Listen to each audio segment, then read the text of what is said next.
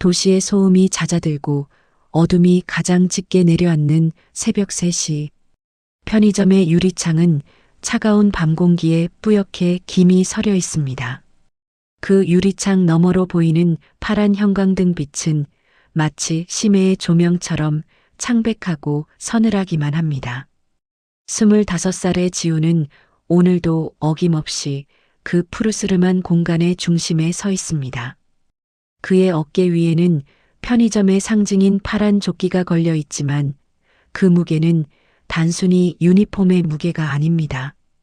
그것은 홀로 계신 할머니의 약값이고 다음 학기 등록금이며 무엇보다 언젠가 입게 될 법복의 무게이기도 합니다. 지우의 손가락 끝은 늘 굳은 살과 종이에 베인 상처들로 가득합니다. 낮에는 강의실에서, 밤에는 이 좁은 계산대 뒤에서 수천 페이지에 달하는 법정과 씨름하기 때문입니다. 누군가는 화려한 청춘을 즐길 시간에 지우는 컵라면, 냄새와 담배 연기, 그리고 묵직한 형법 총론 책과 함께 밤을 지새웁니다.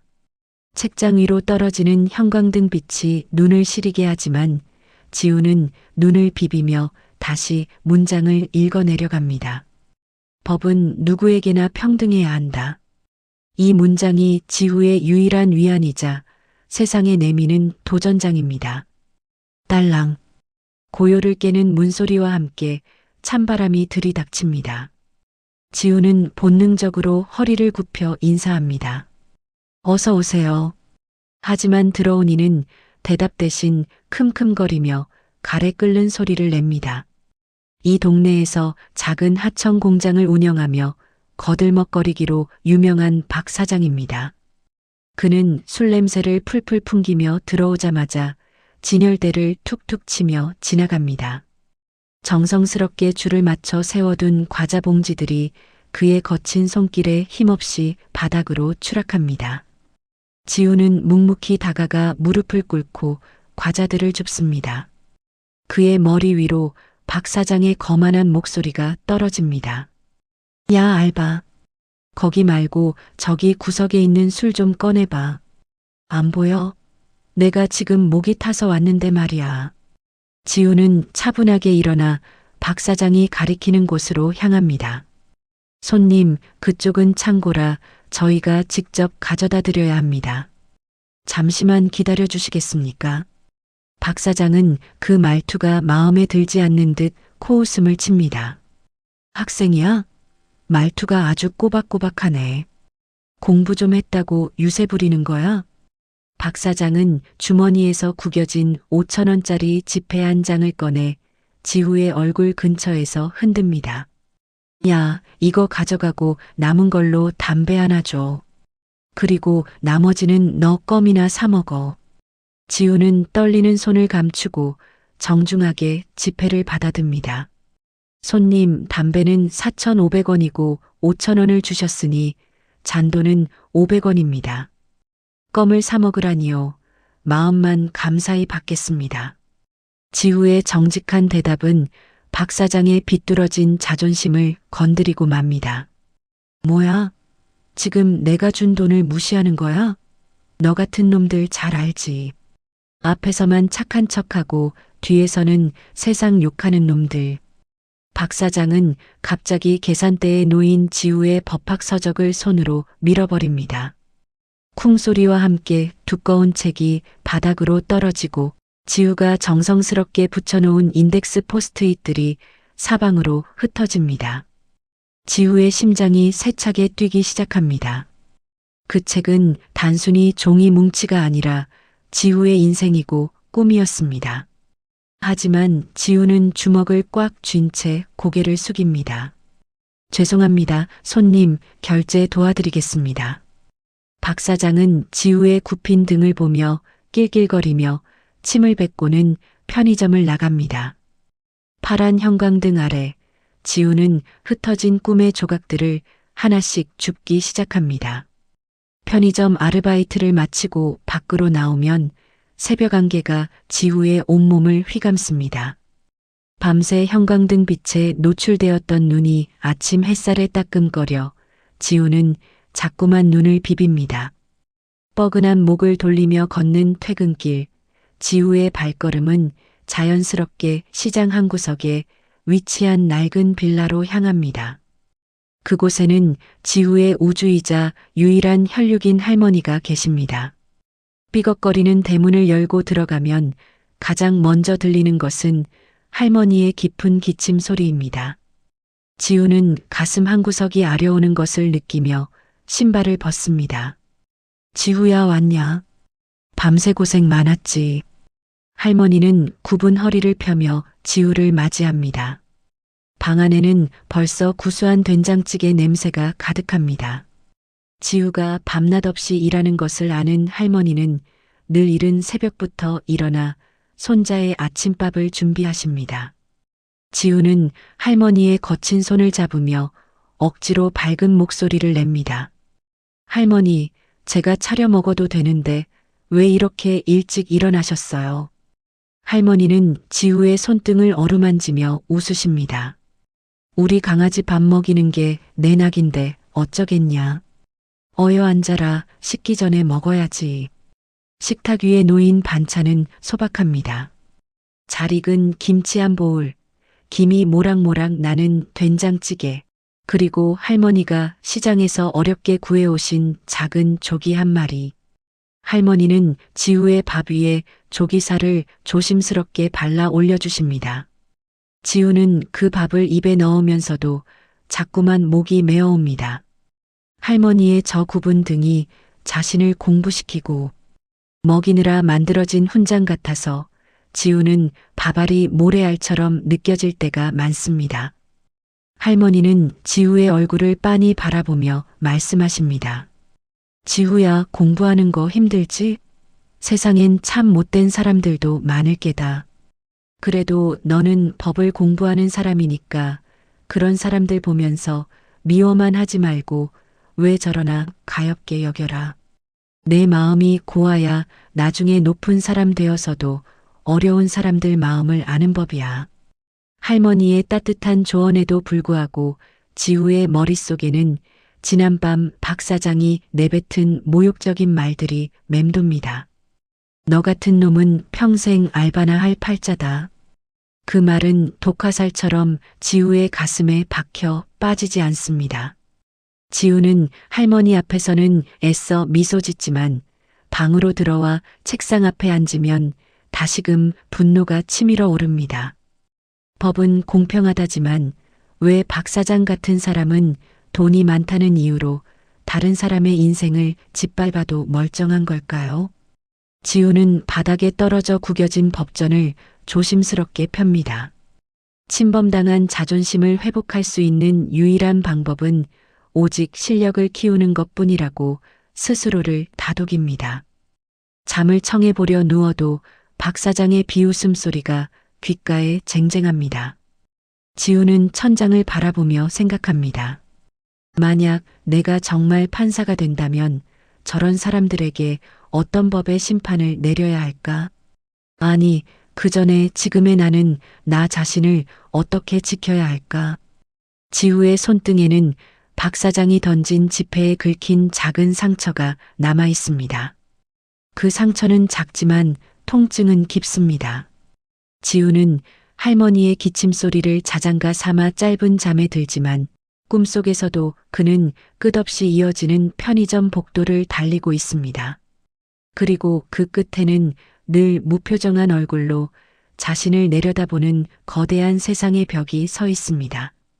지우는 주먹을 꽉 쥔 채 아침 해가 더 높이 떠오르기를 기다립니다.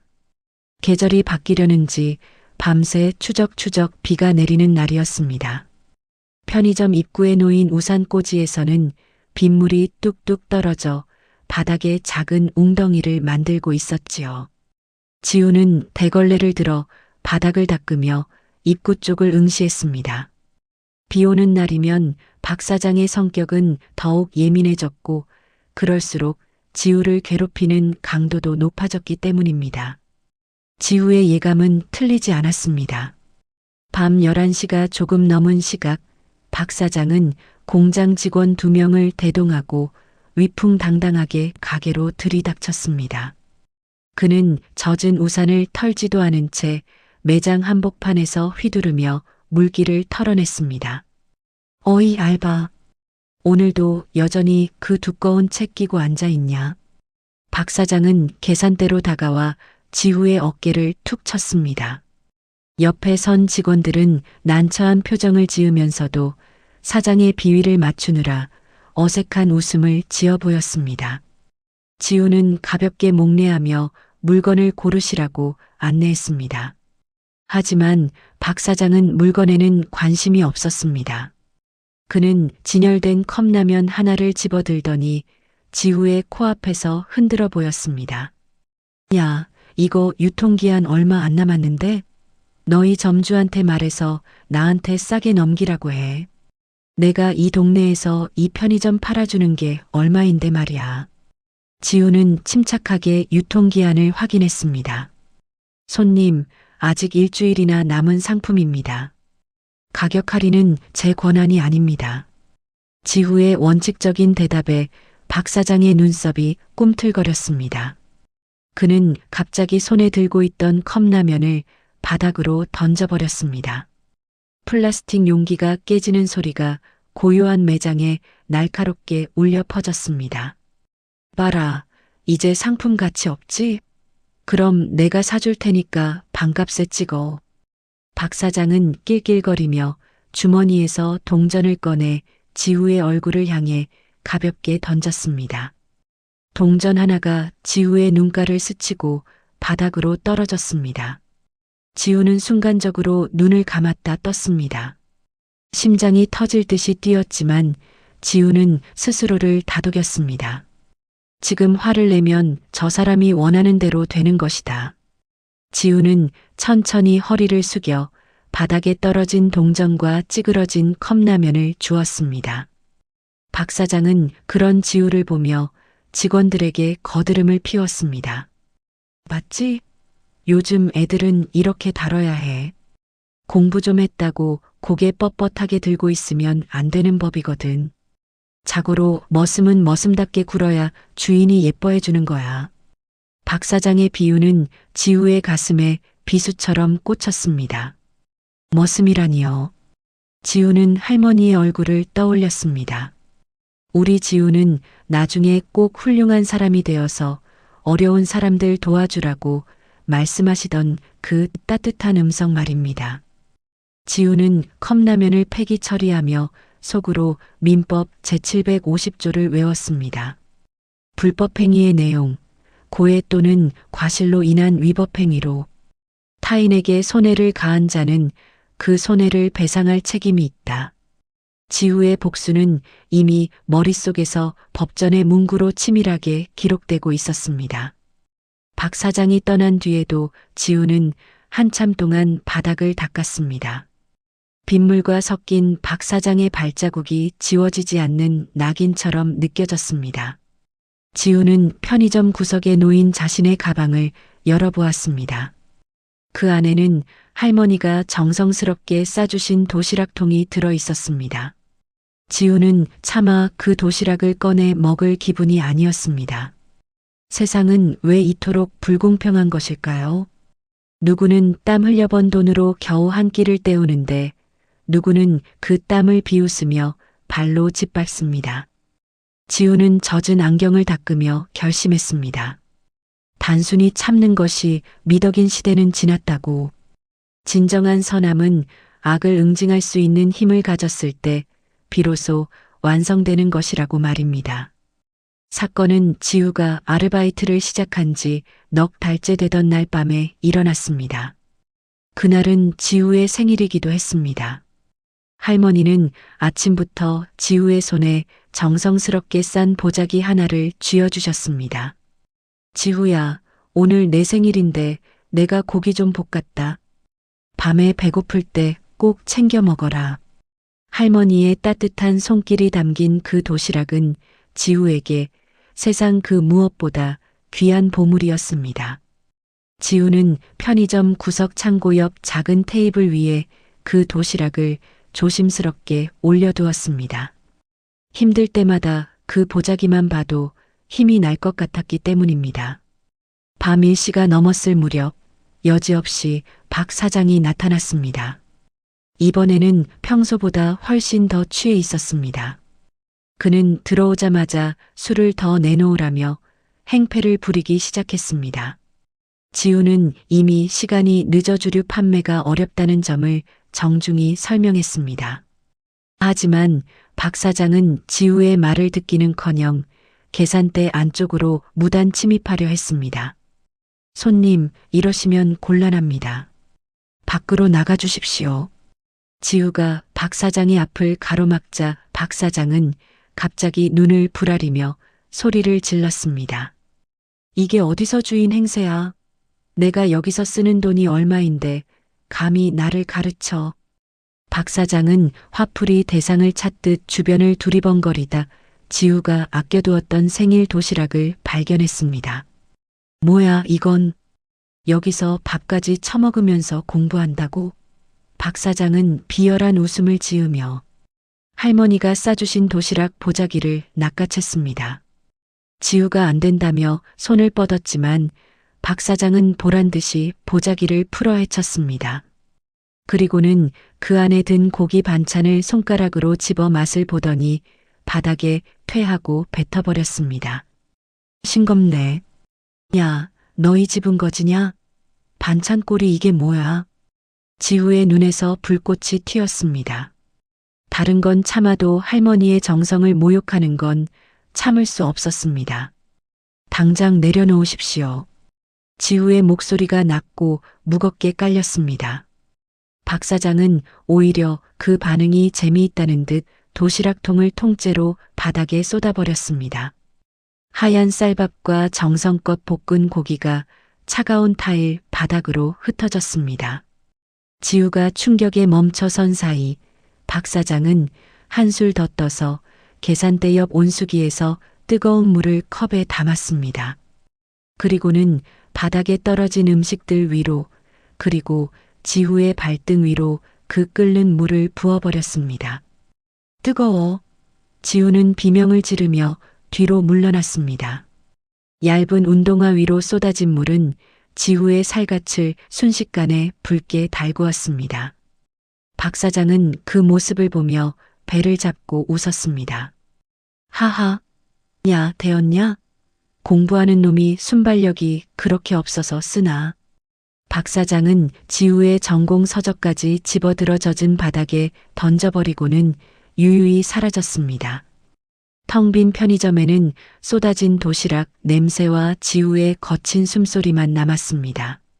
지우는 붉게 부어오른 발등보다 바닥에 짓밟힌 할머니의 마음이 더 아파서 차마 눈물을 흘릴 수도 없었습니다. 지우는 떨리는 손으로 바닥에 흩어진 밥알을 하나하나 모았습니다. 그리고 젖어버린 법학책의 페이지를 넘기며 다짐했습니다. 눈물은 오늘까지만 흘리겠다고. 내일부터는 저 사람이 감히 상상도 못할 법의 심판대를 직접 만들겠다고 말입니다. 지우의 눈빛은 이제 슬픔을 넘어 서늘한 정의의 칼날로 변해 있었습니다. 밤새 욱신거리는 발등의 통증보다 지우의 가슴을 더 아프게 한 것은 바닥에 짓밟힌 할머니의 정성이었습니다. 지우는 다음 날 아침 절뚝이는 다리를 이끌고 가장 먼저 병원을 찾았습니다. 하얀 가운을 입은 의사는 지우의 붉게 타오른 발등을 보며 혀를 내둘렀습니다. 이 정도면 꽤 뜨거운 물이었을 텐데 어떻게 참았어요? 지우는 아무 대답도 하지 않았습니다. 그저 의사가 써 내려가는 진단서의 문장 하나하나를 눈에 새겼습니다. 심재성 2도 화상, 전치 3주. 이 종이 한 장은 이제 지우가 세상에 내미는 가장 강력한 고소장이 될 것입니다. 지우는 병원을 나와 곧장 편의점 점주님을 만났습니다. 평소 지우의 성실함을 높게 평가하던 점주님은 지우의 다친 모습을 보고 사색이 되었습니다. 지우야, 이게 도대체 어떻게 된 일이냐? 지우는 조용히 어제 있었던 일을 설명했습니다. 그리고 정중하게 부탁했습니다. 점주님, 죄송하지만 어제 새벽 CCTV 영상을 복사해 주실 수 있을까요? 점주님은 박 사장이 이 지역의 유지라며 조금 망설이는 듯 했지만 지후의 단호한 눈빛과 상처 입은 발을 보며 고개를 끄덕였습니다. 보여줘야지. 세상에 그런 몰상식한 사람이 어디 있느냐. 지우는 이동식 저장 장치에 담긴 영상 파일을 손에 쥐었습니다. 그 안에는 박 사장의 비열한 웃음과 할머니의 도시락이 짓밟히는 순간이 선명하게 기록되어 있었습니다. 지우는 학교 도서관 구석자리에 앉아 노트북을 폈습니다. 그는 지난 넉 달 동안 박 사장이 편의점에 들어와 내뱉었던 폭언과 무례한 행동들을 날짜와 시간 순으로 정리하기 시작했습니다. 법학을 공부하며 익혔던 꼼꼼함이 여기서 빛을 발했습니다. 며칠 몇 시 박 사장이 동전통을 던진 행위는 업무방해죄와 재물손괴죄, 어느 날 지우의 멱살을 잡았던 행위는 폭행죄, 그리고 어제 도시락을 뺏어 던지고 뜨거운 물을 부은 행위는 상해죄. 지우의 손끝에서 박 사장의 죄목들이 하나둘씩 체계적으로 정리되었습니다. 지우는 자신이 배운 법 조항들이 단순히 종이 위의 글자가 아니라 억울한 자의 눈물을 닦아줄 수 있는 실제적인 칼날임을 온몸으로 느꼈습니다. 하지만 지우의 마음 한구석에는 여전히 무거운 바위 덩어리가 놓여 있었습니다. 이 과정을 할머니가 아시게 된다면 얼마나 가슴 아파하실까. 할머니는 늘 이웃과 화목하게 지내라고, 내가 조금 손해보더라도 참는 것이 이기는 것이라고 가르치셨습니다. 하지만 지우는 생각했습니다. 무조건적인 참음은 아기를 키울 뿐이라고. 진정한 평화는 잘못을 저지른 자가 그에 합당한 대가를 치를 때 비로소 찾아오는 것이라고 말입니다. 지우는 할머니가 정성껏 싸주셨던 그 보자기의 무늬를 떠올리며 펜을 꽉 쥐었습니다. 지우의 복수는 개인적인 감정을 넘어 이 땅의 모든 일들이 더 이상 짓밟히지 않기를 바라는 정의의 시작이기도 했습니다. 도서관의 창밖으로 해가 지고 어둠이 깔리기 시작했습니다. 지우는 정리된 서류 뭉치를 가슴에 안았습니다. 이제 이 서류들은 경찰서로 그리고 검찰청으로 향할 것입니다. 박 사장은 자신이 휘두른 그 뜨거운 물이 자신의 인생을 통째로 데워버릴 불꽃이 될 줄은 꿈에도 모르고 있을 것입니다. 지우는 절뚝이는 다리를 끌고 도서관을 나섰습니다. 밤 공기는 여전히 차가웠지만 지우의 가슴 속에는 그 어느 때보다 뜨거운 불씨가 타오르고 있었습니다. 그것은 분노의 불길이 아니라 자신의 존엄성을 지키려는 한 청년의 숭고한 의지였습니다. 지우가 조용히 법적 절차를 밟고 있는 동안 박 사장은 여전히 세상 무서운 줄 모르고 자신의 거만함을 뽐내고 있었습니다. 그는 자신의 공장 직원들과 함께 동네 술집에 앉아 어제 있었던 일을 영웅담처럼 늘어놓았습니다. 야, 그 편의점 알바 녀석 말이야. 뜨거운 물 좀 부어줬더니 아주 펄쩍 뛰더라니까. 공부만 한 놈들이라 그런지 엄살이 아주 심해. 박 사장의 말에 직원들은 억지 웃음을 지으며 술잔을 들이켰습니다. 그들은 박 사장의 횡포를 잘 알고 있었지만 당장의 생계 때문에 입을 다물고 있을 뿐이었습니다. 하지만 며칠 뒤 박 사장의 공장으로 등기 우편 하나가 도착했습니다. 발신인은 법률구조공단과 지우의 이름이 적힌 고소장이었습니다. 박 사장은 우편물을 찢듯이 열어보더니 껄껄 웃음을 터뜨렸습니다. 고소? 그 쥐새끼 같은 놈이 감히 나를 고소해? 돈 몇 푼 뜯어내려고 쇼를 하는구먼. 박 사장은 지우에게 전화를 걸어 위협하기 시작했습니다. 야, 너 죽고 싶어? 내가 지금 누구를 건드린 건 줄 알아? 당장 취하 안 하면 내가 다니는 학교에 전화해서 너 매장해 버릴 거야. 하지만 수화기 너머로 들려오는 지우의 목소리는 평온하기까지 했습니다. 사장님, 법대로 하십시오. 사과하실 기회는 이미 지났습니다. 당황한 박 사장은 지우의 주변을 조사하기 시작했습니다. 그리고 지우의 유일한 약점인 할머니를 찾아냈습니다. 그는 평소 알고 지내던 동네 불량배들을 시켜 시장에서 나무를 파는 할머니의 주변을 맴돌게 했습니다. 그들은 할머니의 좌판을 발로 툭툭 치며 시비를 걸었고 손자가 남의 인생을 망치고 있다는 헛소문을 퍼뜨렸습니다. 할머니는 영문도 모른 채 가슴을 졸이며 집으로 돌아왔습니다. 지우는 밤늦게 돌아온 할머니의 옷에 흙먼지가 묻어 있는 것을 보고 가슴이 찢어지는 듯 했습니다. 할머니, 무슨 일 있었어요? 지우의 물음에 할머니는 그저 고개를 저으며 눈물을 훔치셨습니다. 아니야, 그냥 내가 좀 넘어져서 그렇다. 박 사장의 비열함은 여기서 멈추지 않았습니다. 그는 지우가 다니는 대학교 게시판에 지우가 상습적으로 편의점 돈을 빼돌리다 걸려서 자신을 협박하고 있다는 허위 사실을 유포했습니다. 지우의 평판은 순식간에 땅에 떨어졌습니다. 동기들은 지우를 피하기 시작했고 교수님들의 시선도 예전 같지 않았습니다. 지우는 텅 빈 강의실에 홀로 앉아 책상을 내려다보았습니다. 세상은 정말 악인이 승리하는 곳일까? 진실보다 거짓이 더 빨리 퍼지는 이 불공평한 현실 앞에서 지우는 잠시 흔들렸습니다. 하지만 그때 지우의 핸드폰에 문자 한 통이 도착했습니다. 편의점 점주님이었습니다. 지우야, 박 사장이 우리 가게 와서 행패 부리는 거 내가 다 녹화해뒀다. 걱정 마라. 내가 내 편이다. 그 문자는 지우에게 다시 일어설 힘을 주었습니다. 지우는 박 사장이 내뱉은 모든 협박 전화와 문자 그리고 게시판의 허위 글들을 하나도 빠짐없이 캡처하고 녹음했습니다. 이제 사건은 단순한 상해죄를 넘어 명예훼손과 무고죄까지 더해졌습니다. 지우는 박 사장이 더 큰 죄를 짓기를 조용히 기다렸습니다.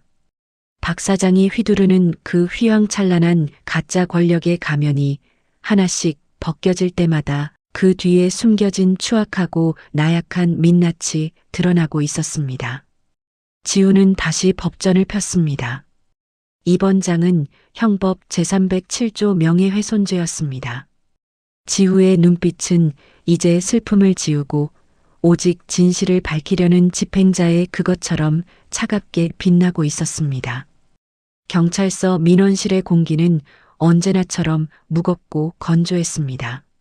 낡은 선풍기가 돌아가며 내는 기계적인 소음만이 정적을 깨우고 있을 때 지우는 단정한 셔츠 차림으로 의자에 앉아 있었습니다. 그의 앞에는 지난 몇 달간의 눈물과 고통을 기록한 두꺼운 서류 뭉치가 놓여 있었습니다. 그것은 단순히 종이 뭉치가 아니라 지우가 잠을 줄여가며 외운 법전의 조문들이 박 사장의 목을 죄기 위해 실체화된 무기였습니다. 지우는 가방 속에서 붕대를 감은 자신의 손을 잠시 내려다보았습니다. 화상의 흔적은 여전히 쓰라렸지만 이제 그 통증은 지우를 움직이게 하는 연료가 되고 있었습니다. 조사를 맡은 김 형사는 지우가 제출한 서류들을 한 장씩 넘겨보며 연신 감탄사를 내뱉었습니다. 학생, 정말 혼자서 이 자료들을 다 준비한 건가요? 김 형사의 눈에는 놀라움이 서려 있었습니다. 상해 진단서부터 시작해 날짜와 시간별로 일목요연하게 정리된 녹취록, 그리고 박 사장이 학교 게시판에 올린 허위 사실들을 캡처한 자료까지 일반적인 고소장과는 차원이 다른 정밀함이었습니다. 지우는 차분한 목소리로 대답했습니다. 제가 배운 법이 책 속에만 머물러서는 안 된다고 생각했습니다. 누군가를 지키지 못하는 법은 그저 죽은 글자일 뿐이니까요. 지우의 목소리에는 흔들림 없는 결연함이 담겨 있었습니다. 한편 박 사장은 자신의 공장에서 여전히 거드름을 피우며 직원들을 윽박지르고 있었습니다. 그는 지우가 보낸 고소장이 그저 겁주기용이라고 믿어 의심치 않았습니다. 하지만 그가 간과한 것이 있었습니다. 지우는 단순히 자신에 대한 폭행만을 조사한 것이 아니었습니다. 지우는 박 사장이 공장을 운영하며 상습적으로 저질러온 임금체불과 세금 포탈, 그리고 안전규정 위반 사례들까지 법률구조공단의 도움을 받아 샅샅이 파헤쳤습니다. 지우가 편의점에서 묵묵히 바닥을 닦으며 박 사장의 통화를 엿들었던 그 수많은 시간은 이제 박 사장의 사업적 몰락을 불러올 결정적인 단서들로 변해 있었습니다. 오후가 되자 박 사장의 공장으로 세무조사관들과 노동청 근로감독관들이 들이닥쳤습니다. 박 사장의 얼굴은 순식간에 흑빛으로 변했습니다. 아니, 이게 도대체 어떻게 된 일입니까? 제가 세금을 얼마나 꼬박꼬박 내는데. 하지만 조사관들이 내민 서류에는 박 사장이 그동안 숨겨왔던 비자금 장부의 위치와 가짜 세금 계산서 발행 내역이 상세히 적혀 있었습니다. 그것은 지우가 박 사장의 공장에서 해고당했던 전직 직원을 수소문에 얻어낸 결정적인 제보였습니다. 박 사장은 자신의 뒤통수를 친 사람이 그저 어린 알바생이라고는 상상조차 하지 못했습니다. 그는 무너지는 공장 설비를 바라보며 비로소 자신이 건드린 것이 단순히 가난한 청년이 아니라 정의를 위해 나를 세운 미래의 법조인이었다는 사실을 깨닫기 시작했습니다. 그 시각 시장 한 구석에서 나무를 팔던 할머니는 평소와 다른 분위기를 감지했습니다. 할머니를 괴롭히던 불량배들이 갑자기 보이지 않게 된 것입니다. 대신 지우의 학교 친구들과 평소 지우를 아끼던 이웃들이 할머니 주변을 지키며 따뜻한 차를 건네고 있었습니다. 지우는 혼자 싸우고 있지 않았습니다. 진실이 힘을 얻기 시작하자 외면했던 사람들도 하나둘씩 용기를 내어 지우의 편에 서기 시작한 것입니다. 지우는 경찰서를 나오며 저녁 노을에 붉게 물든 하늘을 바라보았습니다. 할머니, 조금만 더 기다리세요. 이제 곧 우리를 울렸던 저 사람들이 자신들의 죄 때문에 울게 될 날이 올 거예요. 지우의 가슴 속에서 차가웠던 복수의 마음이 뜨거운 정의의 희망으로 피어오르고 있었습니다. 박 사장은 공장의 세무조사로 궁지에 몰리자 마지막 발악을 하기 시작했습니다. 그는 이 모든 불행의 시작이 지우 때문이라고 믿으며 지우가 다니는 대학교 교문 앞으로 향했습니다. 자신의 비싼 외제차를 교문 바로 앞에 세워두고 그는 확성기까지 동원해 소리를 지르기 시작했습니다. 여기 다니는 서지우라는 놈 나와라. 사람 인생 망쳐놓고 학교 뒤에 숨어 있으면 다냐. 박 사장의 아나무인 격인 행동에 지나가던 대학생들이 하나둘씩 모여들었습니다. 박 사장은 사람들의 시선이 집중되자 더욱 의기양양해져서 지우를 사기꾼이자 협박범으로 몰아세우는 거짓 증언들을 쏟아냈습니다. 하지만 박 사장이 모르는 사실이 있었습니다. 이미 지우의 친구들과 법대 학생회는 지우가 처한 상황을 알고 있었습니다. 지우가 밤낮으로 아르바이트를 하며 할머니를 모시고 그 와중에 박 사장에게 당한 수모를 묵묵히 견뎌왔다는 사실은 이미 에브리타임 같은 학교 커뮤니티를 통해 널리 퍼져 있었습니다. 학생들은 박 사장의 횡포를 비웃으며 그의 일거수일투족을 스마트폰으로 촬영하기 시작했습니다. 박 사장은 자신이 여전히 힘 있는 사람이라 착각하고 있었지만 그는 그저 구시대의 악취를 풍기는 가련한 괴물에 불과했습니다. 그때 강의실에서 공부하던 지우가 천천히 교문 앞으로 걸어 나왔습니다. 지우의 모습은 박 사장의 예상과 달리 매우 당당하고 평온했습니다. 박 사장은 지우를 보자마자 달려들어 멱살을 잡으려 했습니다. 이 자식, 드디어 나왔구나. 내가 감히 내 공장을 건드려? 내가 너를 가만둘 줄 알아. 하지만 지우는 박 사장의 손을 가볍게 뿌리치며 차갑게 대꾸했습니다. 사장님, 지금 이 행동은 형법상 업무방해와 명예훼손, 그리고 폭행 미수에 해당합니다. 여기 있는 모든 사람이 증인이고 저기 있는 카메라들이 증거입니다. 지우의 단호한 태도에 박 사장은 움찔하며 물러섰습니다. 박 사장은 주변 학생들에게 호소했습니다. 여러분, 이놈 말 믿지 마세요. 이놈이 나한테 돈 뜯어내려고 쇼를 한 겁니다. 하지만 그때 지우가 조용히 자신의 스마트폰을 꺼내 스피커를 켰습니다. 그 안에서 흘러나오는 것은 박 사장이 지우의 할머니를 위협했던 음성 파일과 편의점에서 뜨거운 물을 부으며 비웃던 박 사장의 목소리였습니다. 교정 전체에 울려 퍼지는 박 사장의 추악한 음성에 학생들은 경악을 금치 못했습니다. 박 사장의 얼굴은 이제 흑빛을 넘어 창백하게 질려갔습니다. 그가 그토록 숨기고 싶어 했던 가면 뒤에 민낯이 수많은 사람 앞에서 완전히 벗겨지는 순간이었습니다. 곧이어 경찰차가 사이렌을 울리며 교문 앞에 도착했습니다. 박 사장은 경찰을 보자마자 억울하다며 소리를 질렀지만 김 형사는 차가운 표정으로 수갑을 꺼냈습니다. 박 사장님, 허위사실 유포 및 협박, 그리고 상해 혐의로 긴급 체포합니다. 변호사를 선임할 권리가 있으며 박 사장은 자신의 손목에 채워지는 차가운 금속의 감촉에 온몸을 떨었습니다. 자신이 그토록 무시했던 법이 이제는 자신의 자유를 구속하는 거대한 감옥이 되어 돌아온 것입니다. 지우는 연행되는 박 사장의 뒷모습을 보며 길게 숨을 내뱉었습니다. 학생들은 지우를 향해 박수를 보냈고 몇몇 친구들은 지우의 어깨를 토닥여 주었습니다. 지우는 그제야 억눌러왔던 눈물이 핑 도는 것을 느꼈습니다. 할머니, 이제 정말 다 끝났어요. 지우는 멀리서 자신을 향해 환하게 떠오른 오후의 햇살을 마주하며 정의가 승리했다는 사실을 온몸으로 체감하고 있었습니다. 법정의 공기는 차갑고도 엄숙했습니다. 높은 법관석 아래로 검사와 피고인석이 마주보고 서 있었고 방청석에는 지우의 학교 동기들과 편의점 점주님이 조용히 자리를 지키고 있었습니다.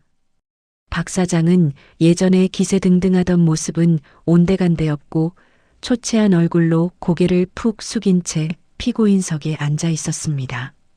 그의 옆에는 거물급 변호사가 버티고 있었지만 지우가 지난 몇 달간 피눈물을 흘리며 수집한 증거들 앞에서는 그 어떤 화려한 변론도 힘을 쓰지 못했습니다. 지우는 증인석에 앉아 차분하게 그날의 일들을 진술했습니다. 뜨거운 물이 살을 데우던 감촉보다 할머니의 도시락이 짓밟힐 때 느꼈던 절망감을 이야기할 때 지우의 목소리는 미세하게 떨렸습니다. 박 사장의 변호인은 지우가 돈을 목적으로 사건을 과장하고 있다고 공격했습니다. 하지만 지우는 준비해온 녹취록을 공개했습니다. 그 안에는 박 사장이 지우에게 전화를 걸어 돈 줄 테니까 고소 취하해라, 안 그러면 내 인생 망쳐놓겠다고 협박하던 비열한 목소리가 생생하게 담겨 있었습니다. 법정 안은 순식간에 술렁였습니다. 판사의 미간이 찌푸려졌고 박 사장은 마른 침을 삼키며 손을 떨었습니다. 지우는 판사를 똑바로 응시하며 말했습니다. 존경하는 재판장님, 저는 사과를 원했습니다. 하지만 저분이 짓밟은 것은 저의 자존심만이 아니라 이 사회가 지켜야 할 최소한의 인간에 대한 예의였습니다.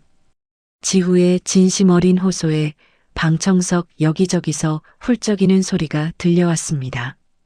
결국 판결의 순간이 다가왔습니다. 재판장은 박 사장에게 상해, 명예훼손, 무고, 그리고 별건으로 조사된 조세포탈 및 임금체불 혐의를 모두 인정하여 실형을 선고했습니다. 박 사장은 법정 구속이라는 판결이 떨어지자마자 바닥에 주저앉아 통곡했습니다. 한때 돈이면 다 된다고 믿으며 세상을 발밑에 두려 했던 남자의 비참한 말로였습니다. 박 사장이 수갑을 찬 채 끌려나갈 때 그는 지후와 눈이 마주쳤습니다. 지후의 눈에는 복수의 쾌감 대신 깊은 허무함과 연민이 서려 있었습니다. 박 사장은 그 눈빛을 마주하고서야 자신이 도대체 무엇을 잃었는지 깨닫는 듯 했습니다. 박 사장의 몰락은 거기서 끝이 아니었습니다. 공장은 부도 처리되었고 그가 그토록 자랑하던 외제차와 대저택은 압류되어 경매로 넘어갔습니다. 그를 떠받들던 사람들은 약속이라도 한 듯 등을 돌렸습니다. 반면 지우의 승리는 세상에 큰 울림을 주었습니다. 법을 아는 알바생의 반격이라는 제목으로 뉴스에 보도되면서 지우는 갑질에 고통받는 수많은 청년의 희망이 되었습니다. 지우는 재판을 마치고 법원 계단을 내려오며 길게 숨을 내뱉었습니다. 발등의 흉터는 여전했지만 이제 더 이상 아프지 않았습니다. 지우는 주머니 속에서 할머니의 낡은 손수건을 만지작거리며 집으로 향했습니다. 정의는 느리지만 반드시 찾아온다는 사실을 지우는 자신의 인생을 걸고 증명해낸 것이었습니다. 시간은 흘러 어느덧 3년이라는 세월이 지났습니다. 지우의 삶은 많은 것이 변해 있었습니다. 그는 이제 파란색 편의점 조끼 대신 단정한 정장을 입고 있습니다. 지우는 마침내 그토록 꿈꾸던 법조인이 되었습니다. 그는 화려한 대형 로펌의 제의를 뿌리치고 억울한 사람들의 목소리를 대변하는 국선 변호사의 길을 택했습니다. 지후의 사무실 책상 위에는 여전히 낡은 법전이 놓여 있지만 그 옆에는 할머니와 함께 환하게 웃으며 찍은 사진이 담긴 액자가 자리를 지키고 있습니다. 지우는 매일 아침 그 사진을 보며 자신이 왜 법을 공부했는지, 누구를 위해 싸워야 하는지를 다시금 되새깁니다. 지우는 오늘 특별한 곳을 찾았습니다. 바로 자신이 일했던 그 편의점입니다. 이제는 점주님이 바뀌었지만 유리창 너머로 보이는 파란 불빛은 예전 그대로였습니다. 지우는 계산대 앞에서 열심히 일하고 있는 어린 알바생에게 다가가 따뜻한 캔커피 하나를 건넸습니다. 고생이 많네요. 공부도 힘내요. 지우의 격려에 알바생은 수줍게 웃으며 인사했습니다. 지우는 그 청년의 모습에서 과거의 자신을 보았습니다. 세상의 모진 풍파 속에서도 꿈을 잃지 않으려 발버둥 치던 그 소년 말입니다. 지우는 알바생에게 명함 한 장을 건네며 말했습니다. 혹시라도 힘든 일 생기면 언제든 연락해요. 내가 지켜줄게요. 지우가 집으로 돌아오자 마당 가득 향긋한 꽃내음이 풍겼습니다. 이제는 낡은 빌라가 아닌 작은 마당이 있는 집에서 할머니는 예쁜 꽃들을 가꾸며 노후를 보내고 계십니다. 지우가 고생해서 모은 돈과 박 사장에게 받은 배상금으로 마련한 할머니를 위한 선물이었죠. 할머니는 지우가 들어오는 소리에 굽은 등을 펴며 환하게 웃으셨습니다. 우리 지우 변호사님 오셨냐? 할머니의 목소리는 예전보다 훨씬 건강해 보였습니다. 지우는 할머니를 꽉 안아드렸습니다. 할머니의 옷에서 나는 포근한 흙냄새와 비누 냄새가 지우의 마음을 평온하게 감싸 안았습니다. 저녁 식탁에는 할머니가 정성껏 차려주신 밥상이 놓였습니다. 고기 반찬이 가득한 밥상을 보며 지우는 문득 3년 전 바닥에 쏟아졌던 그 도시락을 떠올렸습니다. 그때의 눈물은 이제 기쁨의 웃음으로 바뀌어 있었습니다. 할머니는 지우의 손을 잡으며 말씀하셨습니다. 지우야, 나는 내가 높은 사람이 된 것보다 남의 눈물 닦아줄 줄 아는 사람이 된 게 제일 기쁘다. 지우는 할머니의 손등에 입을 맞추며 대답했습니다. 다 할머니 덕분이에요. 할머니가 저를 믿어주셔서 제가 포기하지 않을 수 있었어요. 두 사람의 웃음소리가 담장을 넘어 밤하늘로 퍼져나갔습니다. 노을이 지는 마당 평상에 나란히 앉아 지후와 할머니는 지는 해를 바라보았습니다. 세상은 여전히 불공평하고 어딘가에선 제2의 박 사장이 누군가를 괴롭히고 있을지도 모릅니다. 하지만 지우는 이제 두렵지 않습니다. 자신처럼 정의를 믿고 일어서는 사람들이 있는 한 어둠은 결코 빛을 이길 수 없다는 것을 알기 때문입니다. 지우의 인생은 이제 막 새로운 장을 시작하고 있었습니다. 슬픔과 고난을 넘어 진정한 기쁨과 사랑으로 가득 찬 해피엔딩의 페이지를 말입니다. 시청자 여러분, 여러분의 오늘이 힘들더라도 기억하세요. 진실은 반드시 승리하고 당신의 땀방울은 결코 배신하지 않는다는 사실을요.